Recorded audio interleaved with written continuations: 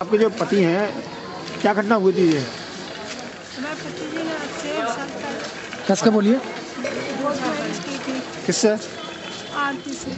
अच्छा, ये आरती कहाँ की रहने वाली है? ये बिंदर गाँव की रहने वाली है। फिर क्या हुआ था आज? इन लोगों ने कोर्ट मैरिज कर ली। हाँ। ये सारा किस्सा इसके घर वालों को पहले से सब जानकारी थी, मैंने अपने आप बताई थी। फिर भी इन लोगों ने नहीं रोका, उन लोगों ने कोर्ट मैरिज कर ली। इसके लिए कम से कम 1 साल से ओवर हो गया टाइम। अभी ये दीपावली के फ्लैक्स पे घर आए थे, यहाँ से ये वापस चले गए।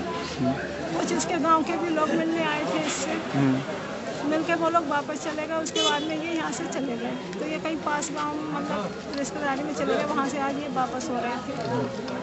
तो वहाँ रास्ते में इसके घर वालों ने इन्हें रोक के गाड़ी से नीचे उतार के दोनों ने गोलियाँ मारी। गोलियाँ किसने चलाई हैं? गोली इसका भैरोई था, इसका बाप था, इसका भाई था, इसका मामा था और मौसा था। 5 आदमी थे। इन लोगों ने इनके पीछे खींच के गाड़ी से और गोली मारी। अच्छा, तो जो आपके पति थे वो आपके साथ कितने दिनों से नहीं रह रहे थे? मेरा पति, मैं अपने पति के साथ रहती थी जी। मैं अभी 1.5 महीने पहले उनके पास से आई थी जी तो वो दीपावली पे घर पे ही मेरे पास त्योहार मनाने आए थे। जी। अब वो वापस जा रहे थे यहाँ से। तो आपकी जानकारी में था कि इनकी दूसरी शादी हुई है? जी हाँ, मैंने खुद उनके लिए लिख दिया था, मेरी मर्जी से नहीं थी, मैंने खुद करवाई थी। जी। तो आपकी पत्नी, आपकी जो छोटी वाली बहू थी वो गर्भवती थी क्या? कौन सी ये जो आरती जो थी ये गर्भवती थी? हाँ, ये इसके 5 महीने थे, ये गर्भ से थी। आपके कितने बच्चे हैं? मेरे पास बच्चे नहीं थे, इसलिए मैंने अपने हस्बैंड की शादी कर दी। अच्छा, क्या नाम है आपका? नीरज शर्मा है। ये बताइए, भाई साहब ने लव मैरिज की थी? जी हाँ। लव मैरिज की थी तो किसने गोलियां मारी हैं? उसके भाई ने, उसके बाप ने, उसके मामा ने, उसके बहनों ने। अच्छा, कहाँ से आ रहे थे ये? ये सिकंदरा रोड से इंदिरा से आ रहे थे जी। दिल्ली जा रहे थे। जी। काम किस प्रकार है?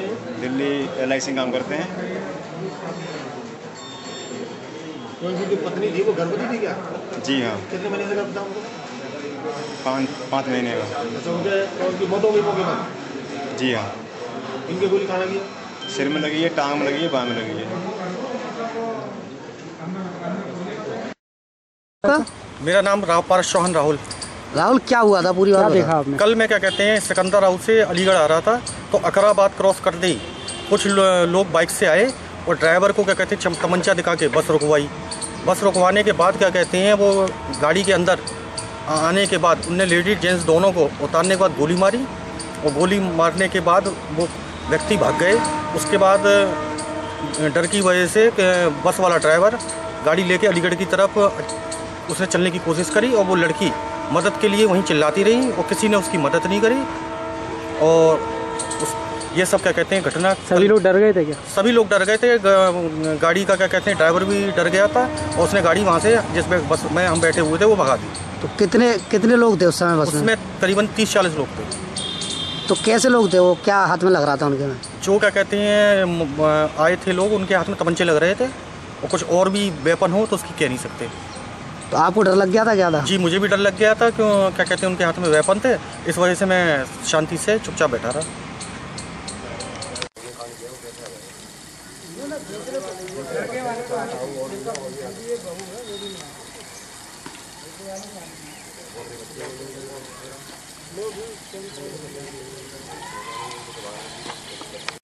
देखिए, समाचार पत्रों से ज्ञात हुआ कि कल एक ऑनर किलिंग के तहत एक आरती नाम की 25 वर्षीय महिला का उसके परिवारजनों ने हत्या कर दी।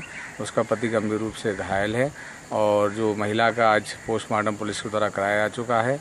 और सबसे बड़ी अफसोस की बात यह है कि उसके दोनों परिवारजन यानी कि उसके माई के पक्ष के लोग भी मौजूद हैं। हालांकि उनके परिवार के लोगों ने उसकी हत्या की जैसे संज्ञान में आ रहा है, लेकिन मृतक की माँ या अन्य परिवारजन हैं उनको भी चाहिए था कि उसकी बॉडी को लेकर उसका अंतिम संस्कार उनको करना चाहिए। अगर वो नहीं करते तो दूसरा जो ससुराल पक्ष है उसका पति घायल अवस्था में, लेकिन ससुराल की और जो अन्य उसके जेठ या और जो भी परिवारजन हैं उनको नियमानुसार अंतिम संस्कार करना चाहिए। अगर वो नियमानुसार अंतिम संस्कार नहीं करते तो एक मानवता के नाते तो फिर दायित्व तो बनता है किसी न किसी का कि उसका अंतिम संस्कार करना चाहिए। लेकिन मेरी सलाह तो ये है कि अगर परिवारजन आके उसका अंतिम संस्कार कर ले तो ज़्यादा अच्छा रहेगा। तो अभी तक कोई परिवार वाला आया? नहीं, अभी तक तो यहाँ पोस्टमार्टम हाउस पर कोई परिवार वाला नहीं आ पाया, चाहे माई के पक्ष के लोग हों चाहे ससुराल पक्ष के लोग हों, ससुराल पक्ष के लोग उनके जेठ वगैरह जो कि खुद पुलिस में हैं और बाकी उन परिवारजन जो उनके पति यहाँ एडमिट थे उनको यहाँ से आगरा ले गए हैं, ऐसा सुनने में आया। लेकिन बॉडी के लिए अभी तक कोई परिवारजन नहीं आ पाया। ठीक, जिस तरीके से परिवार वाले नहीं आए अभी तक जी, तो आपकी संस्था क्या इसका अंतिम संस्कार करेगी बॉडी का? देखिए, मानवता के नाते संस्था तो खैर उन्हीं लोगों के लिए है जिन लोग लावारिस होते हैं, अज्ञात होते हैं, जो जिनका कोई नहीं होता, जो गरीब लोग असहाय लोग होते हैं, हम लोग उनका अंतिम संस्कार करते हैं। हमें अंतिम संस्कार करने में कोई ऐतराज़ नहीं है अगर परिवारजन उनके नहीं आते हैं तो। लेकिन इसमें थोड़ा सा मेरा अनुरोध ये है कि अगर पुलिस उसका 72 घंटे तक नियमानुसार इंतजार करे उनके परिवारजनों का, और 72 घंटे तक कोई नहीं आता है तो हमें अंतिम संस्कार करने कोई आपत्ति नहीं। अगर वो तभी पुलिस वाले नहीं चाहते तो अगर हमें लिखित में देंगे तो मानवता के दृष्टिकोण हम अंतिम संस्कार कर सकते हैं। यदि पुलिस लिखित में दे तो आज भी आप करने को तैयार? हाँ, अगर पुलिस लिख के देती है कि इनके हमने परिवारजनों को सूचना दे दी है, दोनों में परिवारजन कोई नहीं आते, अगर पुलिस अपनी लायबिलिटी लेती है तो मानवता के नाते हम अंतिम संस्कार कर सकते हैं।